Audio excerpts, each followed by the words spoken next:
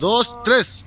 Bueno, en este video tutorial nosotros vamos a explicar acerca del encendido convencional, que es uno de los primeros sistemas que se implementó en los vehículos, que hasta la actualidad se sigue manteniendo en algunos vehículos.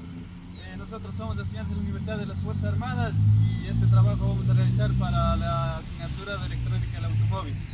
En lo que concierne al sistema de encendido convencional vamos a explicar sus partes, funcionamiento y las pruebas que se deben realizar. A continuación mi compañero va a explicar lo que son las partes. Bueno, voy a explicar lo que son las partes del encendido convencional conductor.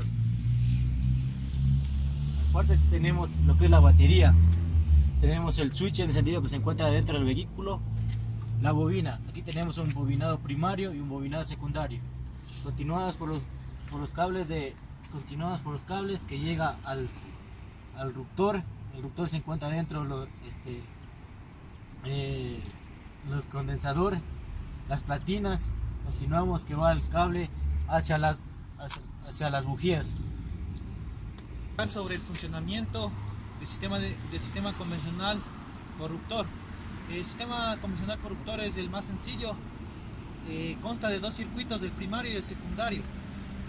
El primario empieza desde la batería, sale la corriente hacia el switch de encendido y de ahí se dirige hacia la bobina, al borde negativo de la bobina, el cual la corriente se induce y sale por el positivo de la bobina, el cual se dirige hacia los platinos del distribuidor.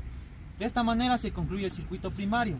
El secundario se lo realiza o sale desde el centro de la bobina, obviamente con un voltaje altamente elevado, y lo distribuye hacia el distribuidor.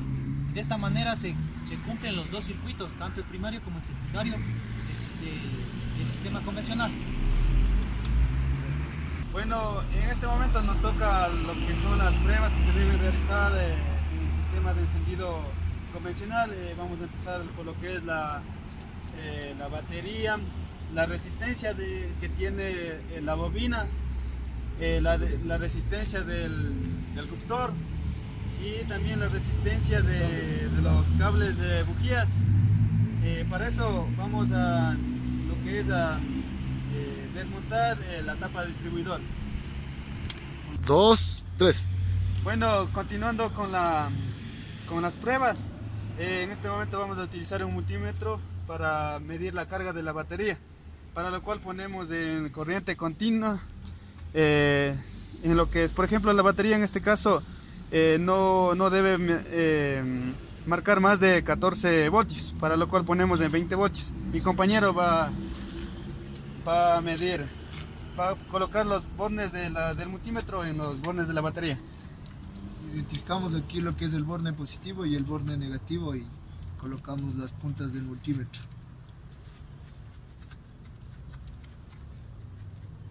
Vémoslo. En este caso tenemos 13 voltios, como les había indicado, no debe marcar más de 14. En este caso podemos determinar que está en un buen estado. A continuación vamos a medir lo que es la resistencia de la bobina del circuito primario.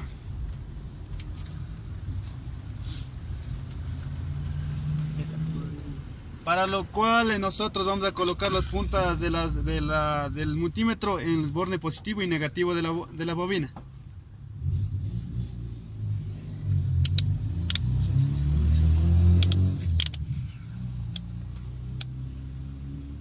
Dale.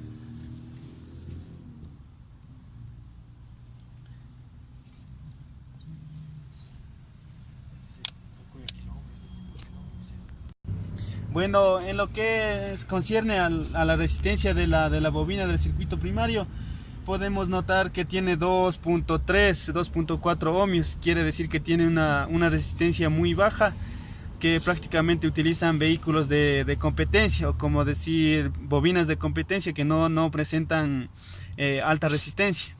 Ahorita vamos a medir lo que es la resistencia del circuito secundario, lo que serían de alta tensión. En este caso el circuito secundario de la bobina presenta una resistencia muy alta. Por ejemplo, en este caso tenemos el multímetro en 20 kiloohmios y está marcando una resistencia de 8.40 kiloohmios. En este caso presenta una alta resistencia la bobina, y para medir esta resistencia nosotros colocamos la punta del multímetro en la salida de la bobina y el negativo en el negativo de la batería. En este caso medimos lo que es la resistencia de la bobina del circuito secundario. Para medir lo que es la resistencia del rotor, nosotros podemos extraer de lo que es el distribuidor. Para medir colocamos una punta del multímetro en lo que es el rotor y la otra en el mismo rotor haciendo tierra, para cual marca 3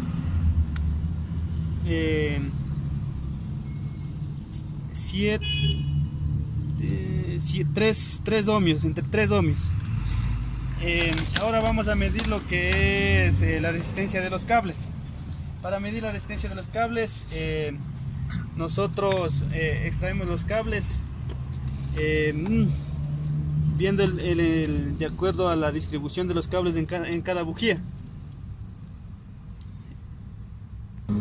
Ya, para medir lo que es la resistencia de los cables, tenemos que mencionar que esto varía de acuerdo a la longitud del cable, material,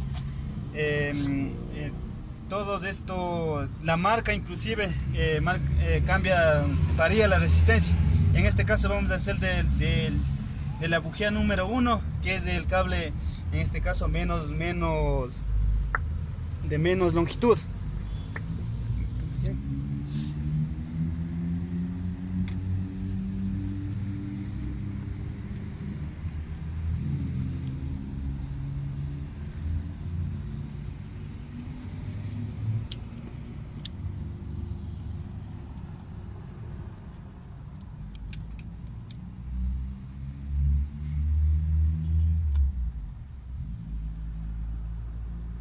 Y en este caso tenemos una resistencia de cerca de 2 ohmios en el cable número 1.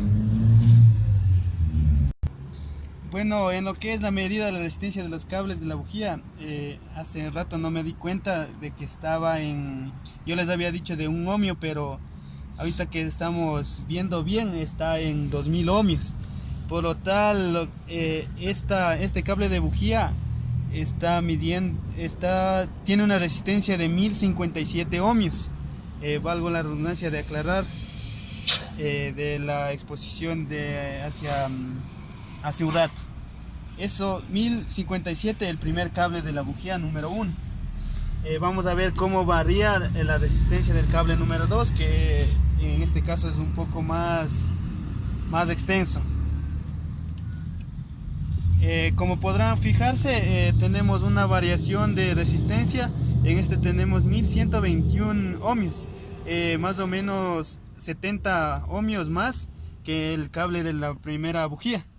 Ahora vamos por el cable de la bujía número 3.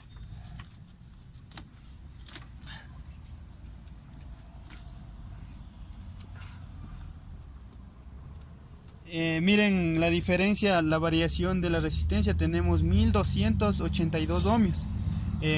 Como se podrán dar cuenta, enmarca mucho lo que es la extensión del cable, más la marca, el tipo de material con el que está diseñado.